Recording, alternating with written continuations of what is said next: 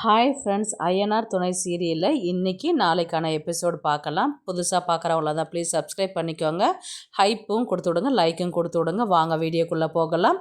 நேற்றுக்கு எபிசோடில் வந்து பார்த்திங்கன்னா இவங்க நிலா வந்து நடந்த விஷயத்தெல்லாம் சொல்லி திட்டிட்டு இவங்க வானதியும் கோச்சிக்கிட்டு போவாங்க இல்லையா, நேற்றுக்கா அப்படியே எபிசோடு முடிச்சிருப்பாங்க.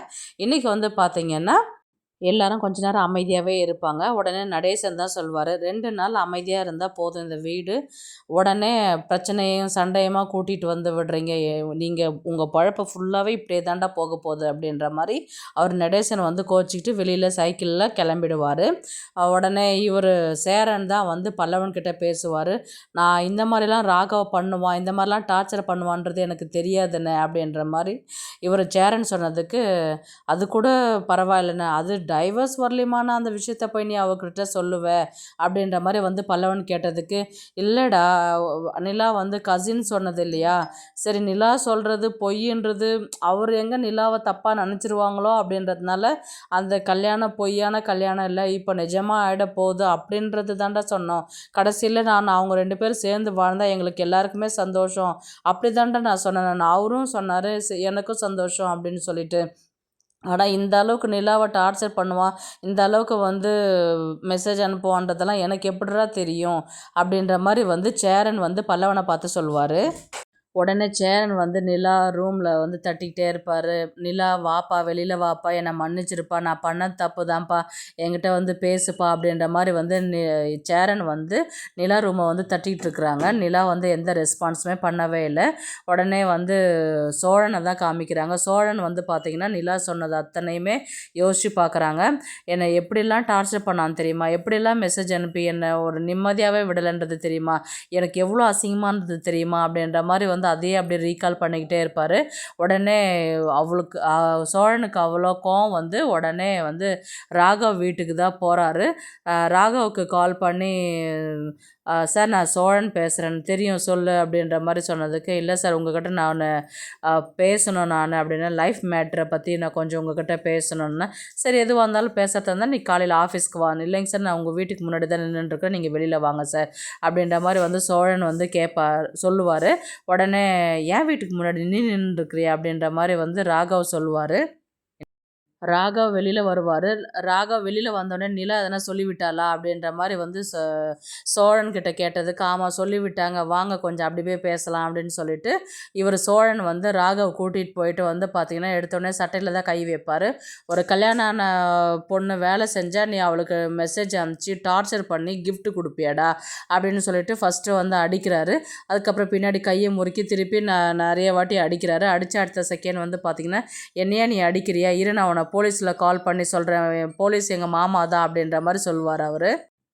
சொல்லு, எனக்கு ஒன்றும் பயமே கிடையாது, நீ சொல்லு, நீ வந்து கல்யாணம் ஆன பொண்ணுங்களுக்கு மெசேஜ் அனுப்புவேன், நீ என்னென்ன கிஃப்ட் கொடுத்த, நீ எந்த மாதிரி ஸ்டேட்டஸ் வச்சுருக்கிற அதையும் நானும் வந்து சொல்கிறேன், மீடியாவில் சொல்கிறேன், பேப்பரில் சொல்கிறேன், எல்லாரையுமே வர வச்சு எல்லா விஷயத்தையுமே நான் சொல்கிறேன், அதுக்கப்புறம் ஆஃபீஸ் காலி, நீ இந்த ஊரை விட்டே ஓடிடுவ தெரியுமா உனக்கு அப்படின்ற மாதிரி வந்து சோழன் சொல்வார்.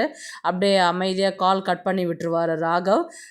உனக்கு இந்த பயம் இருக்கட்டும் அப்படின்ற மாதிரி இவர் சொல்லிவிட்டு கிளம்பி வீட்டுக்கு தான் வருவார். அப்புறமேட்டு பார்த்திங்கன்னா சேரன் வந்து சந்தா கிட்ட வந்து பேசி அழுவார்.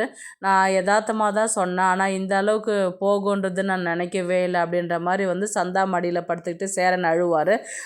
சோழனுடைய பொண்டாட்டிக்காக அவளுக்காக என்னையே அடிக்க வந்துட்டான், அவள் தான் ஒய்ஃபு தான் முக்கியன்ற மாதிரி என் சட்டையே பிடிக்க வந்துட்டான் சோழன் சொல்லிட்டு சேரன் வந்து சந்தாக்கிட்ட சொல்லி அழுறாங்க. அதுக்கப்புறம் அங்கே சந்தா வந்து சரி நீங்கள் வீட்டுக்கு போங்க, எதுவாக இருந்தாலும் காலையில் பேசிக்கலாம் அப்படின்னு சொல்லி அனுப்பிச்சதுக்கப்புறம் அங்கேருந்து அவரும் கிளம்பி வருவார். இவரும் வந்து ராகவ அடிச்சுட்டு 2 பேரும் ஒன்றா தான் வருவாங்க. சோழன் மனசுக்குள்ளே வந்து பண்ணுறதெல்லாம் பண்ணிவிட்டு எப்படி ஒன்றும் தெரியாத பாப்பா மாதிரி நிற்கிறாருப்பார் அப்படின்ற மாதிரி வந்து சோழன் வந்து சேரனை பார்த்து மனசுக்குள்ளே நினச்சிப்பார். உள்ளார போயிட்டு நின்றுட்டு இருப்பாங்க. இவர் பல்லவன் வந்து என்ன சொல்வார்னா, எவ்வளோ நேரம்னா அண்ணி நீங்கள் போனதுலேருந்து உள்ளார தான் இருக்கிறாங்க, வெளியில் வரவே இல்லை அப்படின்ற மாதிரி வந்து பல்லவன் சொன்னதுக்கு, இப்போது கொஞ்ச நேரம் எல்லாருமே அமைதியாகவே இருந்தாங்க. சரி நீங்கள் என்னென்னா நினச்சாலும் பரவாயில்ல, நான் போயிட்டு அண்ணியை நான் வர வைக்கிறேன் வெளியில் அப்படின்ற மாதிரி சொல்லிட்டு கதவு தட்டுவாங்க. வாங்க நீ ஏன் இவ்வளோ நேரம் உள்ளாரே இருக்கிறீங்க அப்படின்ற மாதிரி கேட்டதுக்கு நிலா வந்து சொல்லுவாங்க, நீ என்ன சின்ன பாப்பாவா, உங்கள்கிட்ட ஒரு ஆள் உட்காந்து பேசிக்கிட்டே இருக்கணும், இருக்கணுமா, மனுஷன் எந்த சூழ்நிலையில் இருக்கிறாங்கன்றது உனக்கு தெரியாதா அப்படின்ற மாதிரி வந்து நிலா வந்து பல்லவனை திட்டிட்டு மறுபடியும் டோர் க்ளோஸ் பண்ணிவிட்டு உள்ளார போயிடுவாங்க. அதுக்கு பல்லவன் என்ன சொன்னாங்க, இன்னும் இவ்வளோ கோபமாக பேசுகிறாங்க அப்படின்ற மாதிரி வந்து சொன்னதுக்கு பாண்டியன், நான் தான் நல்லா வாங்கி கட்டிக்கிட்டியா வந்து உட்கார்றா அப்படின்னு சொன்னதுக்கு, நான் தான் அப்போவே சொன்னேனேடா, நீங்கள் யாருன்னா கேட்டிங்களா அப்படின்றது சோழன் சொல்லுவார். உடனே வந்து பார்த்திங்கன்னா பல்லவனுடைய கேர்ள் ஃப்ரெண்டு தான் வந்து கால் பண்ணுவாங்க. என்ன பேபி டல்லாக இருக்கிற, என்ன ஆச்சுன்னா எங்கள் வீட்டில் பிரச்சனைனா என் ஃபேஸ் இப்படி தான் மாறிடு அப்படின்னு. அப்போது நான் அவங்ககிட்ட பேசுகிறேன் வான்னு சொல்லிட்டு பல்லவன் வந்து வீட்டு விஷயத்தை மறந்து போயிட்டு கேர்ள் ஃப்ரெண்டுக்கிட்ட ஜாலியாக பேச ஆரம்பிச்சிருவார். உடனே பாண்டியனுடைய கேர்ள் ஃப்ரெண்ட் வானதி வந்து கால் பண்ணுவாங்க. இவளுக்கு வேலை வெட்டியே இல்லை அப்படின்ற மாதிரி தலையில் கை வச்சுன்னு ஃபோனை கட் பண்ணிவிட்டு அவர் உட்காருவார். இவர் சோழன் வந்து பார்த்திங்கன்னா ஒரு செம்பில் தண்ணி எடுத்துக்கிட்டு நிலா ரூமுக்கு தான் போவேன். ஏங்க நான் தாங்க சோழன் வந்திருக்கிறேன், கதவு திறங்க அப்படின்ற மாதிரி சொல்லிட்டு உள்ளார போவாங்க.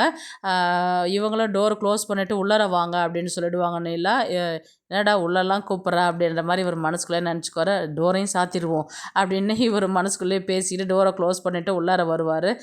இந்தாங்க தண்ணி குடிங்க அப்படின்ற மாதிரி சொன்னதுக்கு உடனே நிலா சொல்லுவாங்க, என்னை எவ்வளோ கேவலமாக பேசினா தெரியுமா, என்னென்ன பேசினான்னு தெரியுமா, நீங்கள் அந்த இடத்துல இருந்திருக்கு உங்களுக்கு அப்போ தான் தெரியும் அப்படின்ற மாதிரி இவன் சொன்னதுக்கு வந்து இவங்க நிலா சொன்னதுக்கு சோழன் வந்து என்னென்னா, இனி வந்து உங்கள்கிட்ட பிரச்சனை பண்ண மாட்டாங்க, நீங்கள் என்னை தப்பாக நினச்சாலும் பரவாயில்ல, பொறுக்கி என்ன நினச்சாலும் பரவாயில்ல, நான் வந்து அவன் வந்து இனி உங்கள் டிஸ்டர்ப் பண்ண மாட்டான், ஏன்னா அந்த அளவுக்கு நான் கொடுக்குறதெல்லாம் கொடுத்துட்டு வந்துட்டேன் நான் அப்படின்ற மாதிரி வந்து சோழன் வந்து நிலா கிட்ட சொல்லுவாங்க.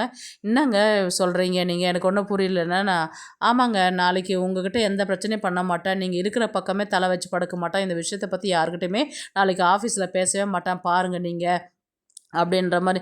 ஏங்க அடிச்சுட்டு வந்தீங்க, போலீஸ் கேஸ் எதனா ஆகிட போகுது அப்படின்ற மாதிரி சொன்னதுக்கு, போலீஸ் கேஸ் எல்லாம் ஒன்றும் ஆகாதுங்க, அந்த மாதிரி நான் ரெடி பண்ணிட்டு வந்துட்டேங்க, நீங்கள் வந்து உங்கள் விஷயத்தில் தலையிட மாட்டான், நீங்கள் நிம்மதியாக இருங்க அப்படின்ற மாதிரி சொன்னதுக்கு, நிஜமாகவே அடிச்சிங்களா, ரத்தம் வர மாதிரி அடிச்சிங்களா அப்படின்ற மாதிரி நிலா வந்து கேட்பாங்க. ஆமாங்கன்னு, அப்பா அவனுக்கு அப்படித்தான் வேணும் அப்படின்ற மாதிரி வந்து நிலா சொல்லுவாங்க. அப்பா ஹாப்பி ஆகிட்டா போல், அவர் டென்ஷன் குறைஞ்சிச்சு போல் அப்படின்னு சொல்லிட்டு சோழன் வந்து அவர் மனசுக்குள்ளே நினச்சிக்குவார். அப்படி தாங்க அடிக்கணும் அவனை அப்படின்ற மாதிரி சொல்லிவிட்டு, சரி தண்ணி குடிங்க அப்படின்னு சொல்லிட்டு சோழன் தண்ணி கொடுப்பாரு. தண்ணி குடிச்சிட்டு நிலா நிற்பாங்க. அதுக்கப்புறம் வந்து பார்த்திங்கன்னா, இப்போ தாங்க எனக்கு நிம்மதியாக இருக்குது, என்னால் அந்த நேரத்தில் எதுவுமே பண்ண முடியலையேன்றது ஒரு டென்ஷன் இருந்தது, இப்போ ரொம்பவே ரிலாக்ஸாக இருக்குது எனக்கு அப்படின்ற மாதிரி வந்து நிலா சொல்லிவிட்டு இன்றைக்கான எபிசோடை வந்து முடிப்பாங்க. நாளைக்கு ஆஃபீஸ்க்கு கிளம்பி போகிற மாதிரி தான் காமிப்பாங்க. ஆஃபீஸில் வந்து பார்த்திங்கன்னா ராகவ் வந்து ஃபஸ்ட்டு கொஞ்சம் பார்த்து பயந்து போய் உட்கார்ற மாதிரி தான் இருக்கும். அதுக்கப்புறம் ஆஃபீஸ் ஸ்டாஃப் எல்லாம் வந்து போனதுக்கப்புறம் வந்து பார்த்திங்கன்னா மறுபடியும் வந்து நிலாக்கிட்ட வந்து ராகவ் பேச வர மாதிரி தான் காமிப்பாங்க. ஏன்னா ஆள் வச்சு அடிக்க வரியா என்ன நீ அப்படின்ற மாதிரி தான் ராகவ் வந்து பேசுகிறதுக்கு ஆரம்பிப்பாங்க. ஏன்னா ராகவ் வந்து ஒரு வகையான டார்ச்சர் இனி பண்ண ஆரம்பிப்பார் நிலாவை. இவங்க வந்து நிலா வந்து மறுபடியும் வந்து இந்த மாதிரிலாம் எதுவும் பண்ண மாட்டாங்கன்னு சொல்லிட்டு நீங்கள் சொன்னீங்க, என்னை மறுபடியும் தான் அவன் யாரும் இல்லாத போது என்னை வந்து என்கிட்ட பேசுகிறதோ, என்னை ஆள் வச்சு அடிச்சியா அப்படின்ற மாதிரி வந்து ராகவ் வந்து என்கிட்ட பேசினாருங்க அப்படின்ற மாதிரி வந்து நிலா வந்து சோழன்கிட்ட சொல்கிற மாதிரி தான் இருக்கும். சோழன் வந்து என்ன சொல்லுவாங்கன்னா, அன்றைக்கி அவ்வளோ கொடுத்தேன் அப்பயும் அவனுக்கு பத்தலை போல், இனி கொஞ்சம் எக்ஸ்ட்ரா கொடுத்தா தான் அவன் அடங்குவான்னு நினைக்கிறேன் நான் அப்படின்ற மாதிரி வந்து சோழன் வந்து நிலா கிட்ட சொல்லுவாங்க. வேணாங்க, ஒரு வாட்டி அடிச்சிட்டிங்களே, பிரச்சனை முடிஞ்சு போச்சுல, விட்டுடுங்க, மறுபடியும் ஏதாவது இருந்துச்சுன்னா அது போலீஸ் கேஸுன்னு போகும், அதை மறுபடியும் பிரச்சனை வந்து பெருசாக்க வேண்டாம், மறுபடியும் ஏதாவது பிரச்சனை ப்ராப்ளம்னா நான் உங்ககிட்ட இன்ஃபார்ம் பண்ணுறேன் நான் அப்படின்ற மாதிரி வந்து இவங்க நிலா வந்து சொல்லுவாங்க. உடனே வந்து ஆஃபீஸை முடிச்சுட்டு வீட்டுக்கு வர மாதிரி தான் காமிப்பாங்க. மறுபடியும் வந்து சேரன் வந்து நிலா சாரிப்பா நான் அது பண்ண தப்பு தான் அப்படின்ற மாதிரி வந்து சேரன் வந்து நிலா கிட்ட பேச வருவாங்க. எப்படின்னா உங்களுக்கு மனசு வந்துச்சு, இதே உங்கள் கூட பிறந்த தங்கச்சியாக இருந்தால் நீங்கள் இப்படி தான்ப்பா எல்லா விஷயத்தையுமே வந்து ஃப்ராங்காக எல்லாத்தையுமே சொல்லிடுவீங்களா அப்படின்ற மாதிரி தான் வந்து நிலா வந்து பேசுறதுக்கு ஸ்டார்ட் பண்ணுவாங்க. தப்பு தான்ப்பா, நான் என்ன பண்ணுறேன் என்ன பேசுகிறேன்றது தெரியாத நான் பேசிட்டேன், என்னை மன்னிச்சிருப்பா, சாரிப்பா, நான் பண்ணது தப்பு தான்ப்பா, யாருமே என்கிட்ட பேசவே இல்லை, எல்லாருமே என்கிட்ட கோச்சிக்கிட்டாங்க, நீயும் என்கிட்ட பேசாத இருந்தா எப்படிப்பா, நான் பண்ணது தப்பு தான், நான் அவனை தெரிஞ்சு செய்யலையே அப்படின்ற மாதிரி வந்து சேரன் வந்து நிலா கிட்ட பேசுகிற மாதிரி தான் இருக்கும். அப்படியே நாளைக்கான எபிசோடு வந்து முடிப்பாங்க. இந்த வீடியோ உங்களுக்கு பிடிச்சிருந்தா ப்ளீஸ் லைக் பண்ணுங்கள், ஷேர் பண்ணுங்கள். தேங்க்ஸ் ஃபார் வாட்சிங்.